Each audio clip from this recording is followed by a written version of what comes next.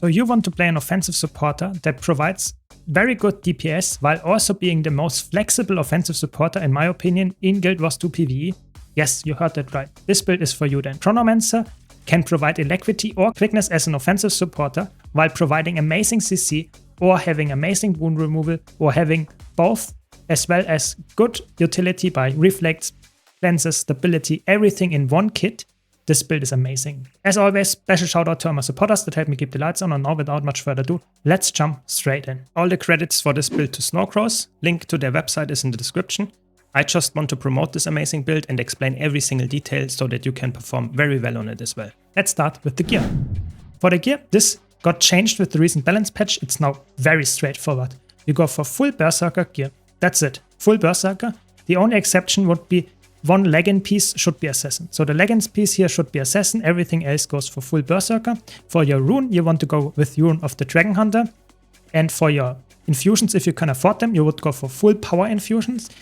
With the exception of 4. 4 should be precise infusions. So you need 4 precise infusions to get to the perfect amount of crit chance, which would be the 60%. So exactly 4 of them solve the issue. If you don't want to go in for infusions or if you can't afford them, I have a link in the description, not only to the exotic version of the build, but also to a version without any infusions. So don't worry about it too much. Just check out the description. You find a build link there as well. For your weapons, you want to go with Spear, Dagger, Sword. For your sigils on those, you will go with Accuracy Sigil and Force Sigil for both of them. Very straightforward. For your relic, you want to go with Relic of the Claw. It's just the best damage buff that you can get, and you do a lot of CC in this build, baseline in the rotation, so you can upkeep this permanently. And like I said, full Berserker everything else. Let's talk now about the consumables. So for the consumables, as always for power builds in PvE, you want to go with Cilantro Lime Sous Vide Steaks for the lifesteal and the power and ferocity. If you can't afford the Senate version, or if you don't have it unlocked yet, you can go for the bowls of sweet and spicy butternut squash soup. You will lose the lifesteal, but you get still the same stats, so that's good as well. For your utility consumables, the only option is Superior Sharpening Stones or something that gives similar amounts of stats, because power is what you need. Before I go to the trades, I want to mention, if you like this video, be sure to leave a like and subscribe for more content like this. But now, let's talk about the trades. So for the trades, you go for Domination, Dueling, and Chronomancer. You take very aggressive trades, you get very nice vulnerability, uptime here, you get more damage output, just more damage with your illusions, you get more damage if the target has less health than you, percentage based, and then you get Vicious Expression. This trade is amazing. That means that if the foe doesn't have any boons, you will do 15% more damage. This also applies to illusions, and the second part is actually a really good one here. Disabling a foe removes boons from them. This is why you are extremely good in fractals, because you have so many CCs and all of them remove 2 boons, so that you are like boon stripping like crazy just passively. It's really, really strong. Then you have Dueling. Dueling just gives some nice vigor, gives some fury for yourself, and actually 50% uptime of fury just baseline. That's really nice. Then you get fury to phantasms, you get some damage stacking buff and cooldown reduction in the swords. That's quite nice. And you get just some, or a lot actually, passive crit damage, so it's actually quite good here. And then of course you take Chronomancer. In Chronomancer you get now the most defining traits here at the end. Seize the moment for quickness or stretch time for alacrity. The playstyle is exactly the same, so when you use your shatters, you apply some alacrity or quickness depending on the trait around you. It's very short, but it gets amplified per clone that you shatter, and when you spawn a phantasm you get longer lasting alacrity or quickness for your allies around you as well. The radius is not too big, but it's not too bad. It's 360, so switch and always double check if you have the correct trait equipped for the role that you want to fill. Then of course you get some passive movement speed, that's quite nice. And then you take some damage increase on your shatters and get some super speed for your shattered clones. That's good, but it's not insane damage increase. So if you need a little bit more healing, you can easily go for All's Well, That Ends Well. That's just a little bit of a buff for your healer if it struggles to keep them allies alive. And then you take Improved Alacrity. Even though it got nerfed, it's now still decent in terms of damage and just general utility, because you have your alacrity is better but has reduced the duration. You still can upkeep it 100%, so you just get better recharge time reduction. The alternative would be going for Danger Time. Danger Time is a damage increase if you can upkeep slow on the target. So if you have multiple Chronomancers or multiple builds that apply a lot of slow, this would be a higher damage increase, but in most cases this is not likely, so that means that this is the go-to choice, I would say. And then this one is actually quite important now because this got changed. Now this means that you actually gain increased crit chance while you have alacrity, which should be always the case in a group scenario. So that means that you get 15% more crit chance, which is really good. So your gearing, like you could see earlier, is straightforward with full Berserker gear and 1 assassin piece. Now let's talk about the skills for a second. So the Shatter skills, obviously F1, F2, really nice damage. F3 is some nice CC. The F2 actually is quite important. If you want to get the most value out of it, you should use every single Shatter, especially F1 and F2 with 3 clones, because then the recharge reduction of this one is actually quite good. And of course you get the distortion for some damage and vulnerability. Then you have your Continuum split, of course. If you cast this, you will, every skill that you cast while you are in this, so to say, split, you actually get reset when you go back out of it, and you also return to the location that you started with. So it can be really nice to do some clutch gameplay, but it's also a little bit like challenging for a new player. But it's really important to play this build correctly, so it's not the easiest build, but still really important that you use that. Then you have, of course, your Sword Phantasm for nice damage. You have a nice block and some CC here. Double tapping to get the CC, or using it for the block and the evade if you need that. It also creates a clone, so it's a really nice utility skill. So you use that whenever you have some kind of attack incoming or need more CC. The 2 and the 3 obviously really nice for damage. The 2 also gives you a clone. And the auto attack is actually also quite potent because it's just a long-ranged auto attack. Really nice to deal with ranged mechanics as well.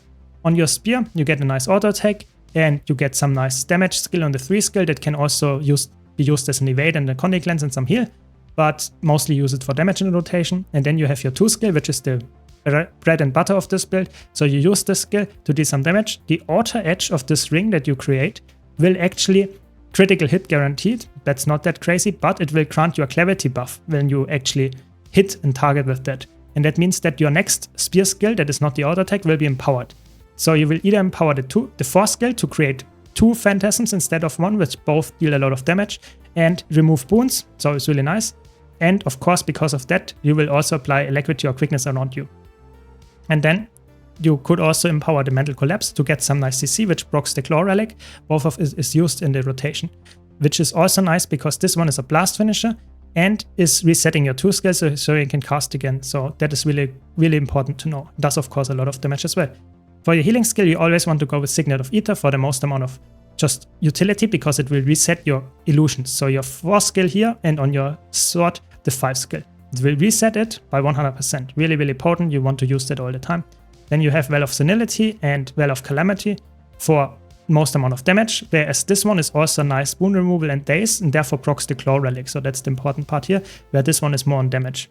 Then you take Mantra of Pain for the most amount of damage, but it's an instant cast after you cast it once, and you always want to cast it when you have like 2 charges up. And lastly, you take Gravity Well for more damage and more CC. Again, procs the Claw Relic. But like typical, like I mentioned, Chronomancer is very flexible, so you can easily switch to utility skills and elite skills that you want. So you can go for mass invisibility if you need stealth, you can go for more time warp, quickness uptime, super speed can be helpful, but in most cases I would say you mostly switch between Gravity Well for damage or Signet of Humility for a lot of CC, which you obviously can double cast if you use the Continuum split.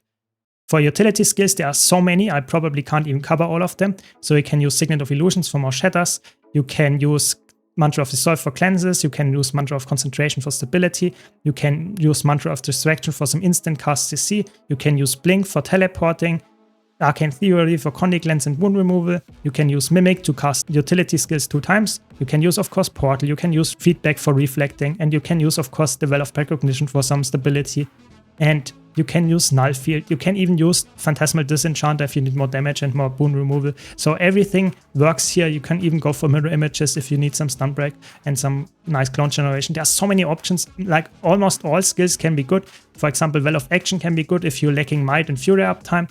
Also for some nice super speed if that's necessary. So there are many ways to alter this build to make it even better suited for your situation. So always mix and match and not stay with the same setup all the time. Let's now talk about the rotation. Let's start with the opener. So you would start with the Unstable Bladestone, which is the Dagger 3 into the Phantasmal Swordsman and then Dagger 2. Then you weapon swap, use your Mind the Gap, and then you use your Continuum Split. And you have to cast the Continuum Split before the Mind the Gap actually goes on cooldown. Then you get the recharge after you come back out. Then you use Mental Collapse, so the 5 skill into the 2 skill, use the Phantasmal Lancer, which is empowered because of that, use the Well of Calamity into Well of Senility, and Gravity Well into Imaginary Inversion if you can still get it in the Continuum Spliff. You will go back out at this point, you use the Mind the Gap again into Phantasmal Lancer, use Signet of Ether into Mental Collapse into Mind the Gap, Phantasmal Lancer and Well of Calamity.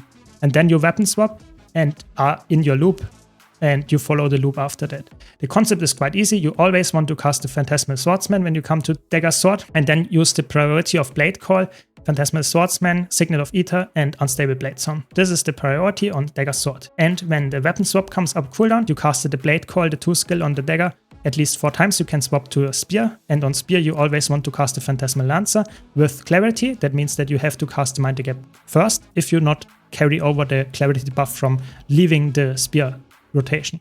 And then you use the Mental Collapse to reset the 2 skill, which you then would use again, and use the Imaginary Inversion. So you can see here on screen the priority. Important is of course that your F1 skill is always priority over the F2 skill, and the Continuum Split if you know that you will actually get a weapon swap and you can repeat the opener, or you will get a nice combo with the Phantasms after that. So Continuum Split is always used if you know there will be a good damage window for you, because you don't want to waste your Continuum Split when you don't have any good damage skills up. And then the Power Spike, of course, like I said, always when you have 2 charges. Another comment here. If you are quick DPS and have bad alacrity uptime for whatever reason, being in open world or having a bad alacrity support, you will lose a lot of damage because of the missing crit rate, so be aware of that. You can use the Illusionary Riposte skill into Counterblade to maintain the Relic of the Glow buff. Like I mentioned earlier, it's not used in a rotation necessarily, but you can use it if you need it. You can also keep it if you need an evade. And of course you can use all your wells to deal more damage, and also 2 of them proc the Relic of the Claw. So that's the whole thing. It's not too easy to play, but it's very fun to play. And it's also a very strong build in my opinion. And you should for sure give it a try if you enjoy Chronomancer.